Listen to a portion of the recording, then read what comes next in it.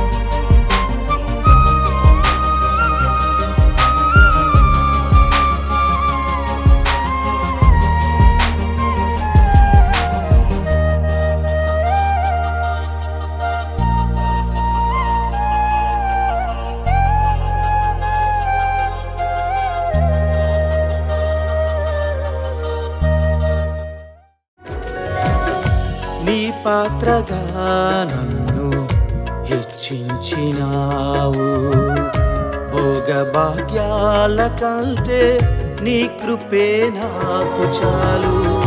నీ పాత్రగా నన్ను హెచ్చించినావు, భోగభాగ్యాల కంటే నీ కృపే నాకు చాలు. ఏమిచ్చి నీ రుణం తీర్చగలనయ్యా, మరణము వరకు నీ సాక్షిగా బ్రతికెదనయ్యా. ఏమిచ్చి నీ రుణం తీర్చగలనయ్యా, మరణము వరకు నీ సాక్షిగా బ్రతికెదనయ్యా. యేసయ్యా యేసయ్యా యేసయ్యా యేసయ్యా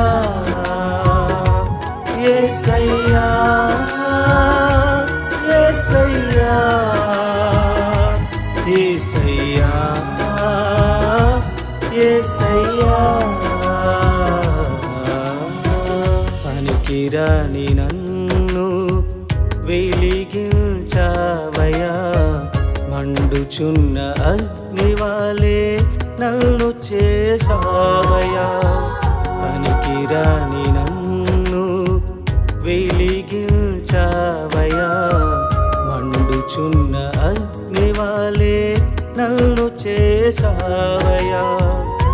ఏమిచ్చి నీ రుణం తీర్చగలనయ్యా, మరణము వరకు నీ సాక్షిగా బ్రతికెదనయ్యా. ఏమిచ్చి నీ రుణం తీర్చగలనయ్యా, మరణము వరకు నీ సాక్షిగా బ్రతికెదనయ్యా.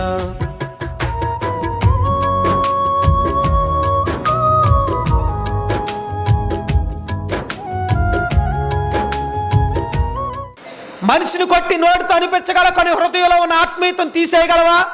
తీసేయలేవు. నేను అందుకే చెప్తున్నా, ఈ మాట వింటున్న హిందూ సోదరులు ఎవరైనా సరే ముందు మనిషిని మనిషిగా గౌరవించడం నేర్చుకో. అంతే తప్ప నీ ఇష్టానుసారంగా మత ఉన్మాదంతో కొట్టడం, తిట్టడం, హింసించడం, బండబూతులు తిట్టడం అదా నీ సంస్కారం?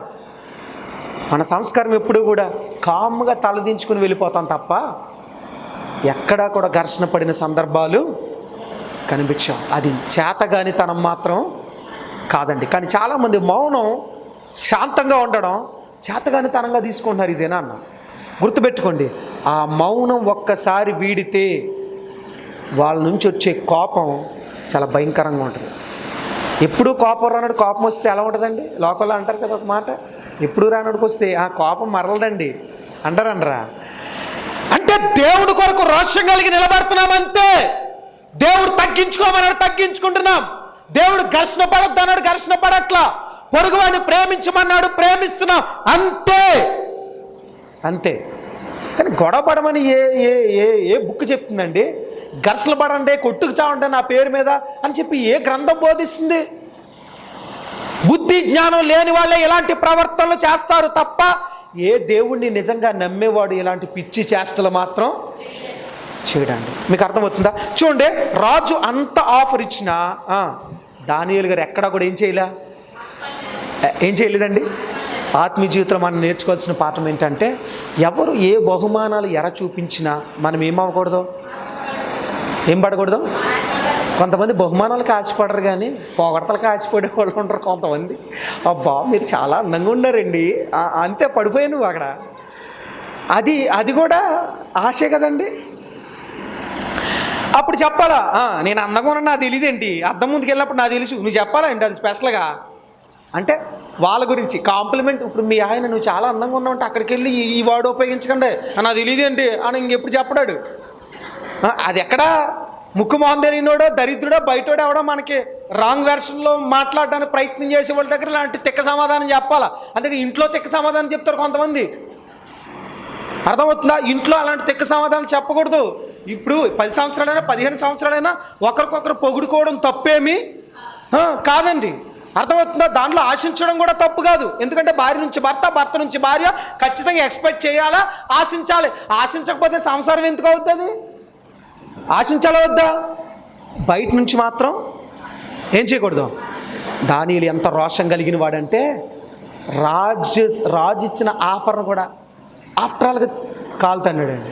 ఎవరిచ్చిన ఆఫరు? నాకు అనిపిస్తుంది ఒక దైవజనుడు అంటే ఇలా ఉండాలా.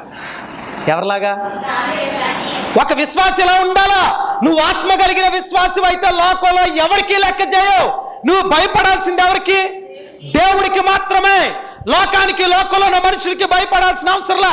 కానీ చాలా మందికి భయం ఆ భయం చేత లొంగిపోయే వాళ్ళు కూడా ఉన్నారు. కొంతమంది నీకన్నా ధనవంతుడైతే నీకేంటి, నీకన్నా గొప్ప అధికారంలో ఉంటే ఏంటి, నీకన్నా గొప్ప పొజిషన్లో ఉంటే ఏంటి, ఆడు ఎంత గొప్ప పొజిషన్లో ఉన్నా, ఎంత గొప్ప ఆఫీసర్ అయినా, ఎంత గొప్ప స్థానంలో ఉన్నా, నువ్వు బిలీవర్ అంటే నువ్వు ఆత్మీయుడివి, ఆత్మీయురాలివి. నువ్వు ఎవరికి వంగాల్సిన అవసరంలా. ఆడు ఏది ఆపేస్తాడు. ఒకవేళ చాలామంది ఊర్లో ఇన్ఫ్లుయెన్స్ చేస్తూ ఉంటారు, విలేజెస్లో లేదా సిటీస్లో. కానీ కొంతమంది పొలిటీషియన్స్ పర్టికులర్గా, నేను అందరిని అట్లా, కొంతమంది పొలిటీషియన్స్ నేను చెప్పినట్టు వినకపోతే అది తీసేస్తా, నీకు ఇల్లు రాకుండా చేస్తా, పట్ట రాకుండా చేస్తా, తీసేవయ్యా, అసలు పక్కన గుడిసేసి బతుకుతా అని చెప్పగలిగే గట్స్ ఉండాలా. ఉంటాయా? బాబు ఇల్లు పట్ట ఇవ్వండి బాబు, సిగ్గు లేకపోతే సరి. ఎప్పుడు ఎవరి దగ్గర నువ్వు మోకరెళ్ళడానికి వీలు లేదు. ఎందుకో తెలుసా? నా దేవుడు రోషం కలిగిన దేవుడు. క్రైస్తవులుగా మనం ఎలా ఉండాలా? అందుకే ఒక దైవజనుడు పాట రాశాడు, రోషం కలిగిన క్రైస్తవుడా నీకేది సాటి అని ఒక పాట రాశారు ఒక దైవజనుడు. మనం ఎలా ఉండాలంట? ఏం కలిగి ఉండాలా? రోషం కలిగి ఉండాలా. అంటే సిగ్గులేని ప్రార్థన మనకేంటి? సిగ్గు లేకుండా ప్రతి దానికి బెండ్ అయిపోవడం ఏంటి? సిగ్గు లేకుండా ప్రతి వాడికి వంగొంగి ధనాలు పెట్టడం ఏంటి? సిగ్గు లేకుండా బట్టలు లొంగిపోవడం ఏంటి? సిగ్గు లేకుండా బీరు బాటలు లొంగిపోవడం ఏంటి? సిగ్గు లేకుండా పార్టీలకు లొంగిపోవడం ఏంటి? సిగ్గు లేకుండా బంగారానికి ఏంటి దరిద్రం? మనం ఎలా ఉండాలా? రోషం కలిగి ఉండాలి. ఎలా ఉండాలా?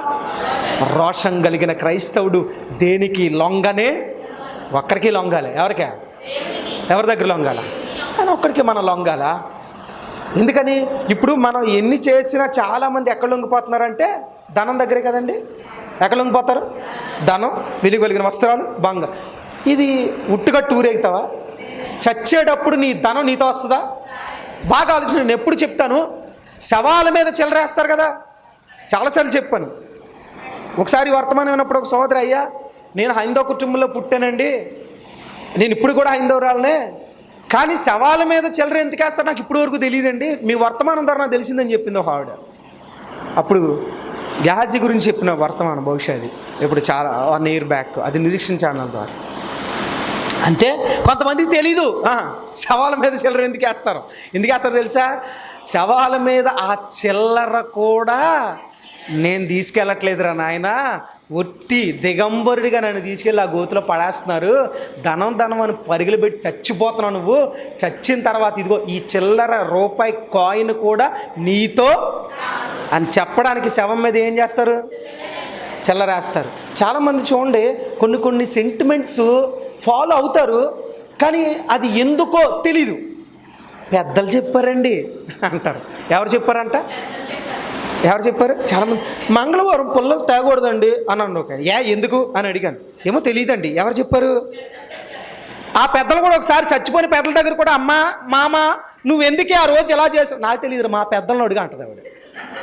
నిజమే. అంటే చాలా సెంటిమెంట్స్ ఎవరికి తెలీదు, కానీ ఏం చేస్తారు? ఫాలో అయిపోతూ ఉంటారు, ఫాలో అవుతూ ఉంటారు. నిజమే కాదా? ఇప్పుడు మీలో చాలామంది మెట్లు పెట్టుకుంటారు కదండి, చుట్ల అవి ఎందుకు పెడతారు తెలుసా మీకు? తెలుసా తెలీదా కదా? కానీ పెట్టేసుకుంటాం. నిజమే కదా? ఏంటి అంటే పెద్దలు. కానీ దీనికి ఒక ఉదాహరణ ఏంటి దానికి ఒక పూర్వం పెద్దల ప్రకారం ఒక లెక్క ఉంటుంది. ఏంటి ఆ లెక్క అంటే, సహజంగా ఫ్యామిలీలో అమ్మాయికి మేనమామ పెడతాడు. ఇప్పుడు మేనమామ లేకుండా పెట్టేసుకుంటారుగా. అంటే ఏంటి? పెళ్ళిళ్ళలో మేనమామ కాళ్ళ దగ్గర కూర్చుని ఆ మెట్టెలు పెడుతూ అంటాడు, రేపు నువ్వు అక్కడికి వెళ్ళిన తర్వాత నీకే సమస్య వచ్చినా నేను పెద్ద దిక్కుగా ఉంటా అని చెప్పడానికి సింబాలిక్గా అవి పెడతారు. చాలామంది తెలీదు, పెడేస్తారు అంతే. ఆ పెట్టినోడికి తెలీదు, మేనగోళ్ళకి తెలీదు, మేనమామకి తెలీదు. ఆలోచించండి. అంటే కొన్ని సెంటిమెంట్స్ ఎవరు చెప్పారని చెప్తున్నారు? ఎవరు చెప్తున్నారు? పెద్దవాళ్ళు చెప్పారని ఫాలో అయిపోతారు. ఇప్పుడు పిల్ల ఎదురొస్తే అశుభం అంటారు కదా. ఎందుకు అశుభం? మరి దానికి రూల్ ఉండాలిగా, చెప్పండి. మరి అదే. కానీ ఏమంటారు? అయినా సరే చేయకూడదండి. నైట్ టైం పిల్లల్ని బయట తీసుకెళ్తే గాలి వచ్చేస్తుంది. ఏమొచ్చేద్దంట? గాలి వచ్చేసి ఎవరు చెప్పారు? పెద్దలు చెప్పారు. ఎవరు చెప్పారు? పెద్దలు చెప్పారు. ఇవన్నీ ఎవరి మీద తోసేస్తున్నావు? ఇప్పుడు నువ్వు నీ పిల్లలకి ఏం చెప్తావు తెలుసా? మా మామ చెప్పిందే అంటావు. నీకు తెలియదు పూర్తిగా. ఇప్పుడు నీ పిల్ల కూడా కంటిన్యూ వెళ్ళిపోద్ది. ఇప్పుడు ఈ తరతరాలు సెంటిమెంట్లు ఏమవుతున్నాయి? నిజంగా చెప్తున్నా, తరతరాలు ఏమవుతున్నాయి? సెంటిమెంట్లు కానీ ఎందుకు ఎవరికి తెలియదు? చాలామందికి తెలియదు. నేను నిజం చెప్తున్నా అండి, దానికి అసలు లెక్కే లేదు. కానీ చాలా వరకు ఏమవుతున్నాయి? కంటిన్యూ అయిపోతున్నాయి. కానీ బైబిల్ ఇవేమైనా ఉన్నాయంటారా? నేను మళ్ళీ చెప్తున్నా, నువ్వేదైనా అనుకుంటే ప్రార్థన పూర్వకంగా వెళ్ళిపోతే నీకు ఏ కీడు జరగదు. నువ్వు మంగళవారం వెళ్ళిపో, మంచి కార్యక్రమాలు, శుక్రవారం రోజు బైబిల్లో ప్రతిరోజు మంచిది అని స్పష్టంగా దేవుడు రాసి ఉంచాడు. మరి మంచిది కాదనే పదం నీకెక్కడి నుంచి వచ్చింది? అంటే నువ్వు మంచిదనివి కాదు, నువ్వు మంచోడు కాదు. మంచోడు కాని వాళ్ళకి రోజు కూడా ఏమవుదు? మరి అంతే కదండి. మీరు ఆదికాండం చదవండి, ఫస్ట్లోనే ఉంది కదా, దేవుడు ఈరోజు తయారు చేసాను, ఆ రోజు మంచిదిగా. ప్రతిరోజు ఎండింగ్లో ఆయన ఈ పదాన్ని ఉపయోగించాడు. ఇంటికి వెళ్ళిన తర్వాత చదవండి. మరి మంచిది కాదని నీకెక్కడి నుంచి వచ్చింది? ఈరోజు మంచిది కాదు, ఆ రోజు మంచిది కాదు నీకు ఎవరు చెప్పాడు? సరే, మంగళవారం మంచిది కాదని కొంతమంది చాలామంది ఉన్న అలవాటే కదా. మేము రక్షణ పొందకముందు కూడా మంగళవారం సెంటిమెంట్గా క్యాలెండర్ ఉండేది. ఇప్పుడంటే క్యాలెండర్ మానేయం. నేను రక్షణ పొందకముందు, అంతకుముందు మా నాన్నమ్మ ఒక్కదే వెళ్ళేటప్పుడు మా ఇంట్లో వెంకట్రామాండుకో క్యాలెండర్ ఉండేది. మీరు ఇప్పుడు కూడా ఫాలో అవుతున్నారా? లేదు కదా. దేవుని స్తోత్రం. ఆ దాంట్లో ఏంటి? క్యాలెండర్ చూడమని మా దగ్గరకు వచ్చేవారు అందరూ. క్యాలెండర్ తీసి ఈరోజు అష్టమి రోజు వెళ్తే కష్టాలు పాలైపోతాయి కాబట్టి వెళ్ళకూడదు అని చెప్పేవాళ్ళం. అసలు అష్టమి రోజు ఎందుకు కష్టాలు పాలవుతారో చెప్పాలా? మనకు తెలియదుగా. మా నాన్నమ్మో, మా మామో, మునిమామో, ఎవరో మా తాతో ఎవడో చెప్పాడు. నిజమా కాదా? చాలామంది ఇది ఫాలో అవుతారు. సరే, మంగళవారం ఎందుకు మంచిది కాదంటే ఒక్కడైనా రీజన్ చెప్పగలరా? మీ తాతల 10 తరాలు వెనక్కి వెళ్ళండి, ఎవరైనా చెప్పగలరా? నేను ఛాలెంజ్ చేసి చెప్తాను. అది కరెక్టే, మంగళవారం ఇది చేస్తే మంచిది కదా చెప్తే నేను కూడా ఫాలో అవుతాను. దాన్ని ప్రూఫ్ తీసుకురండి. ఛాలెంజ్ ఇది. వీడియో చూస్తున్న వాళ్ళు కూడా ఛాలెంజ్. చెప్పగలరా ఎవరైనా ఎందుకు మంచిది కాదని? ఎవరికి తెలియదుగా. కానీ మనకు రోషమేది? దేవుడి కొరకు బ్రతకాలన్న రోషమేదండి. దేవుడి కొరకు వచ్చాం, లోకంలో వదిలేస్తాం, సిలువేస్తాం. దిక్కుమాలిన ఆచారాలు, దిక్కుమాలిన అలవాట్లు, దిక్కుమాలిన పద్ధతులు, దిక్కుమాలిన ఆశలు, కోరికలు సిలువేస్తాం. మరలా చెత్త పనులు మరలా చేయడానికి వీలు లేదు అనే రోషం ఎక్కడ పుట్టాలి? రోషం లేకుండా బ్రతుకుతున్నామంటే కుక్కకి మనకి పెద్ద తేడా ఏమి? కుక్కను చూడండి, కొట్టింది సరే, మళ్ళీ సిగ్గు లేకుండా సాయంత్రం వచ్చేది. వస్తారా? అదా కొట్టినా ఊరికొక్క దీనికి పని పాటలేదని కొట్టండి, మళ్ళీ సాయంత్రం వచ్చి అక్కడే నీకు గొమ్ముందు నిలబడుతుంది. అంటే ఏంటి? దానికి చెయ్యన్నా సిగ్గుండదు. క్రైస్తవులుగా దేవుడు ఎన్నిసార్లు చేయనాలి మనల్ని? రోషం రావాలి. నేను మళ్ళీ ఇది చేయకూడదు, ఈ పనికి మన పనులు చేయకూడదు, ఈ దిక్కుమాలిన ఆశలు మళ్ళీ నా జీవితంలో ఉండడానికి వీల్లేదు. ఎందుకు ఉండదండి ఆ రోషం? దానియేలులో ఆ రోషం ఉందా లేదా? ఇప్పుడు షడ్రకు మేషకు అబేద్నెగోలకు ఉన్న రోషం గురించి చాలాసార్లు మాట్లాడుకున్నాం. మీరు మర్యాదగా విగ్రహానికి మొక్కుతారా, అగ్ని కూడా పడేయమంటారా అంటే వాళ్ళు ఏమన్నారు? అయ్యారండి అన్నారా? దర్జాగా రొమ్ము విరుచుకుని, ఓ రాజా, ఇందును గూర్చి జవాబు చెప్పవలన చింత మాకు. ఎవరితో మాట్లాడుతున్నారు వీళ్ళు? అబ్బా, ఏం గట్స్ ఉండాలండి. దాన్ని రోషం అంటారు. ఏమంటారు చెప్పండి? రోషం కలిగిన వాళ్ళ మనం. క్రైస్తవులు అంటే ఆశమాసికులు, అంటే ప్రాణాలకు కూడా లెక్క చేయని రోషం ఎవరిదే? షడ్రకు దానియేలు కూడా అలాంటి. ఇప్పుడు చెప్పండి, దేనికైనా కక్కుర్తి పడొచ్చా? రూతు కక్కుర్తి పడిందా? షడ్రకు మేషకు కక్కుర్తి పడ్డారా? దానియేలు కక్కుర్తి పడ్డారా? ఈ వాక్యం వింటున్న సేవకుడా, విశ్వాసి, తృణప్రాయంగా వాళ్ళు ధనాన్ని వదులుకున్నారు, తృణప్రాయంగా ఉద్యోగాలు వదులుకున్నారు, తృణప్రాయంగా బంగారాలు మనమే వదిలేస్తున్నాం. దిక్కుమాల ఆచారాలు వదలాలా, దిక్కుమాల ధన కోరికలు వదిలేయాలా, దిక్కుమాల పాపం వదలాలి. రోషం కలిగి మనం నిలబడగలగాలి. అలాంటి రోషం మనకు లేకపోతే ఎప్పటికీ దానియేలుకున్న స్థానం మనకి ఎప్పటికీ రాదు. రావాలి అని అంటే ఈరోజు ఒక తీర్మానం చేసుకుందాం. దేవా, ఒక దైవజనుడు దేవుని ఆత్మ కలిగిన వాడంటే ఎలా ఉండాలో దానియేలు ద్వారా నాతో నేను కూడా అలా ఉంటా. దేనికి కృతపడను, ఎవడు ఏది ఆఫర్ చేసినా తృణప్రాయంగా నా కొద్దు అని చెప్పగలిగే గట్స్తో నేను బ్రతుకుతాను. కానీ ప్రభు, ఎవడ ముందు దేహి అని చాపే రోజు మాత్రం నా బ్రతుకులో ఎవరైనా నాకు ఆఫర్ చేసినా సరే, ఎందుకు ఆఫర్ చేస్తున్నావు, నా నుంచి ఏం ఆశిస్తున్నావు? మీకు అర్థమవుతున్నా? 90% పాపాలు ఆశను బట్టే జరుగుతున్నాయి. నిజం కాదా? నిజం కాదా? అది శరీరాశ కావచ్చు, నేత్రాశ కావచ్చు, జీవపు డంబం కావచ్చు, డబ్బుల రూపంలో కావచ్చు, మరేదైనా సరే నువ్వు ఒకటి ఆశించావా, దాని వెనకాల ఏదో పాపం ఖచ్చితంగా దాగి నీకు ఏదైనా ఎవరివ్వగలరు? ఇప్పుడు ఈ రాజు చచ్చిపోయిన తర్వాత ఆఫీసర్ పోస్ట్ దానియేలుకి వేశారు తెలుసా? అంటే నిన్ను వరించి అది కాళ్ళ దగ్గరికి రావాలి తప్ప నువ్వు కక్కుర్తిపడి దాని వెనకాల వెళ్ళావా? అందుకే బైబిల్ ఏం చెప్తుంది? ధనం వెనకాల పరిగెట్టొద్దు. నువ్వు పరిగెట్టిన వెంటనే అది రెక్కలు కట్టుకుని ఏం చేస్తుంది అంటే నువ్వు ధనం వెనకాల పరిగెడితే అది రెక్కలు కట్టుకుని ఏం చేస్తుందట? అది నువ్వు దేవుని వెనకాల పరిగెడితే అది రెక్కలు కట్టుకుని ఎక్కడికి వస్తుంది? ఇప్పుడు చెప్పండి, అది మన దగ్గర రావాలా, మనం దాని దగ్గరికి వెళ్ళాలా? అది మన పాదాల కింద ఉండాలా, మనం దాని కింద ఉండాలా? చెప్పాలా? చాలాసార్లు డబ్బులు పడిపోతే అద్దుకున్నామా, కళ్ళకి కింద పడిపోతే అమ్మో డబ్బులు పడిపోయినాయి అని తీసి అని జేబులో పెట్టుకున్న రోజులు ఏం లేవు. పెట్టుకోవచ్చా? అది వాక్యానుసారమా? అంటే దండంపై నువ్వు వేలుబడి చేయాలా? ఇప్పుడు ధనానికి దండం పెట్టావు అని అంటే నువ్వు దేనితో సమానం? దేవుడితో సమానం. దేనితో సమానం? మనకు దేవుడు ఉన్నాడు, ధనం దేవుడు. ధనం ఎప్పుడు మన పాదాల కింద ఉండాలి. ఎక్కడ ఉండాలా? అంటే చాలామంది అనుకుంటారంటే మనం చెప్పుకుంటే బాగుంటుంది కానండి, అంత తృణప్రాయంగా లెక్క చేయకుండా ఉండడం అంటే సాధ్యమేనంటారా అనుకుంటున్నారు కదా.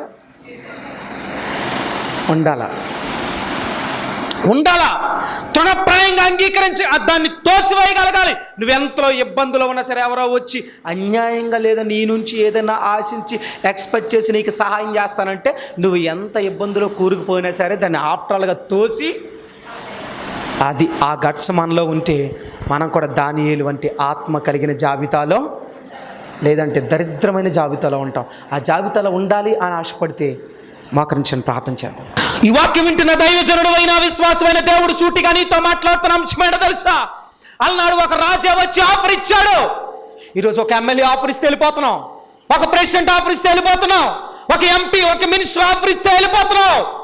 బట్టల కోసం కక్కుర్తి పడుతున్నావా? డబ్బుల కోసం కక్కుర్తి పడుతున్నావా? అధికారం కోసం కక్కుర్తి పడుతున్నావా? దేవుడు ఈ రాత్రి చెప్తున్న మాట ఏంటో తెలుసా? దానియేలు, నీ దాను నీ దగ్గర ఉంచుకోవయ్యా, ఇంకెవరికైనా ఇచ్చుకో, కానీ నువ్వు కోరిన సహాయం నేను చేస్తా అన్నాడు. నువ్వు ఓటేయి, తప్పులేదు. మినిస్టర్ని గౌరవించి తప్పులేదు, ఎమ్మెల్యేని గౌరవించి తప్పులేదు.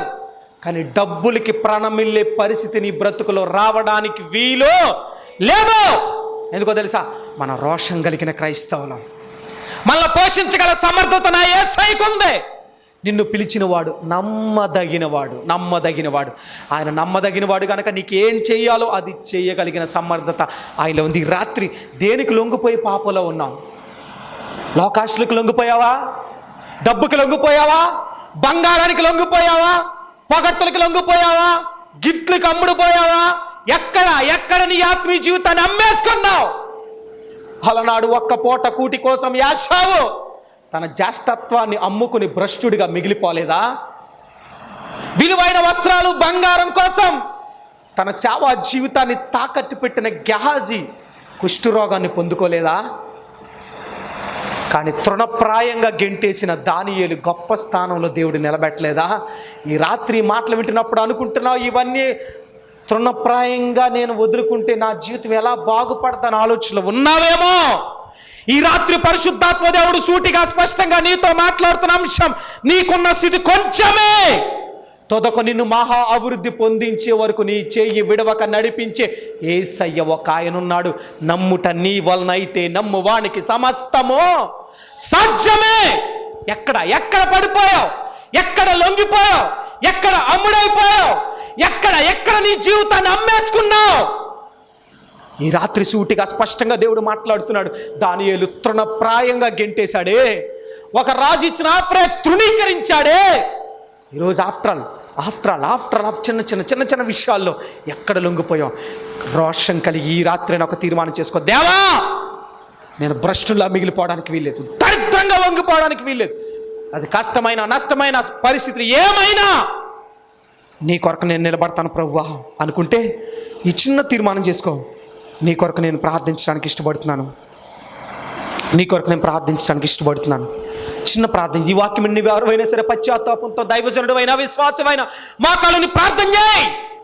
అయ్యా ఎక్కడ లొంగిపోయాను ఈ రాత్రి నాతో మాట్లాడు. చిన్న ప్రార్థన చేయి. నీ కొరకు ఒక దైవజనుడిగా నేను ప్రార్థించడానికి ఇష్టపడుతున్నాను. మహాపరిశుద్ధుడైన మహాప్రియ పరలోకపు తండ్రి, మీ పరిశుద్ధ నామానికి వందనాలు స్తోత్రాలు దేవా. ఇదిగో తండ్రి, ఈ రాత్రి మాతో మాట్లాడిన మీ ప్రేమ కొరకు మీకు స్తోత్రాలు.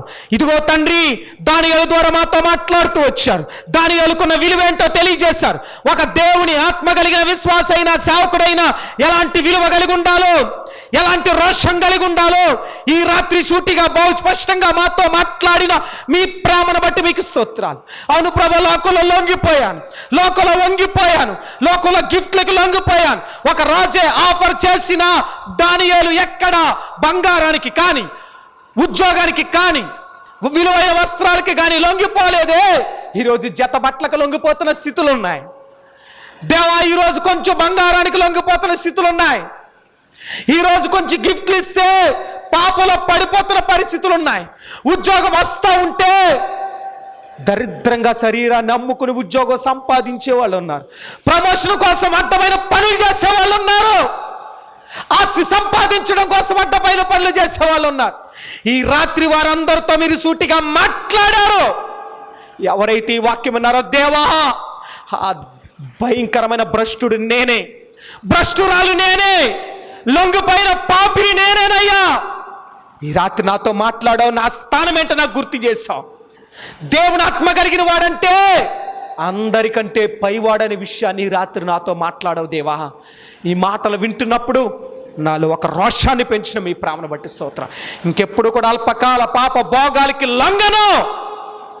పస్తులుంటా, తిండి లేకపోతే మంచిలు తాగి బ్రతుకుతా, కానీ పాపానికి మాత్రం లొంగని ప్రభువా అని ఎవరైతే తీర్మానం చేసుకున్నారో వారి తీర్మానం స్థిరపరిచి బలపరిచి అంతవరకు దానియేలు వంటి, రూతు వంటి అటువంటి రోషం కలిగిన, షడ్రకు మేషకు అబేద్నెగో వంటి రోషం కలిగిన అటువంటి పరిస్థితులు, అటువంటి ఆత్మీయ జీవితం కలిగి ఉండే కృప ఈ వాక్యం విన్న ప్రతి బిడ్డకు దయచేయమని.